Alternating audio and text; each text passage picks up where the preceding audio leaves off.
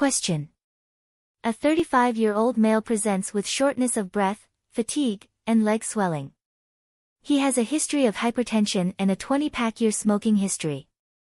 On examination, his blood pressure is 160/90 mmHg, heart rate is 110 bpm, and his jugular venous pressure is elevated. He has bilateral pitting edema up to the knees. His lungs are clear to auscultation.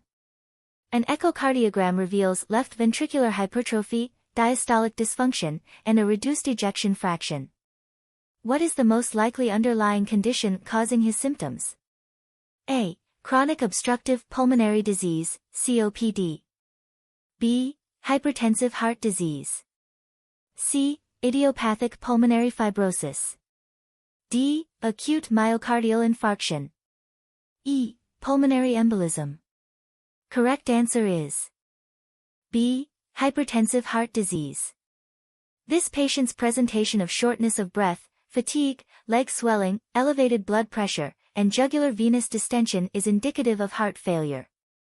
The key diagnostic findings include left ventricular hypertrophy, LVH, diastolic dysfunction, and reduced ejection fraction on echocardiogram.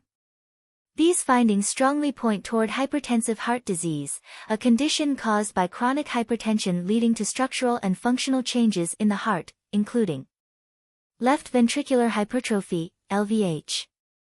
Chronic hypertension increases the workload on the left ventricle, leading to hypertrophy and eventually diastolic dysfunction. This impairs the heart's ability to relax and fill properly, contributing to heart failure symptoms. Diastolic dysfunction.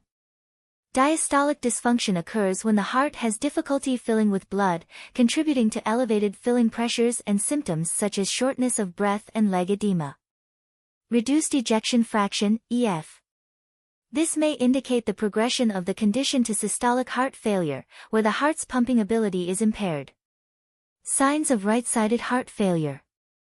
Elevated jugular venous pressure and bilateral pitting edema are indicative of right-sided heart failure, which can occur as a consequence of left-sided heart failure, a hallmark of biventricular heart failure. Why not the other options? A. Chronic obstructive pulmonary disease, COPD. COPD can cause shortness of breath and fatigue but is unlikely to cause the elevated jugular venous pressure and pitting edema seen in this patient. COPD is a pulmonary condition that primarily affects the lungs, whereas this patient has signs of heart failure. C. Idiopathic pulmonary fibrosis. Idiopathic pulmonary fibrosis causes progressive shortness of breath, but it typically does not cause leg edema or elevated jugular venous pressure unless there is associated right-sided heart failure due to pulmonary hypertension, which would require a more specific history and examination findings. D. Acute myocardial infarction. An acute myocardial infarction could cause shortness of breath and fatigue, but it would present acutely with chest pain and ECG changes. This patient's symptoms are more chronic, and the findings on echocardiogram suggest chronic heart failure. E. Pulmonary embolism. Pulmonary embolism typically causes sudden onset shortness of breath, chest pain, and tachypnea. This patient's symptoms and history of chronic hypertension and heart failure signs are more consistent with chronic heart failure than an acute event like a pulmonary embolism. Key learning points. Hypertensive heart disease is the leading cause of heart failure due to chronic high blood pressure.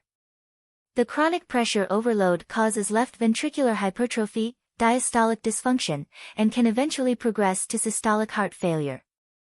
Heart failure symptoms like shortness of breath, fatigue, leg edema, and elevated jugular venous pressure are key indicators. Echocardiogram findings of LVH, diastolic dysfunction, and reduced EF can help differentiate between the causes of heart failure.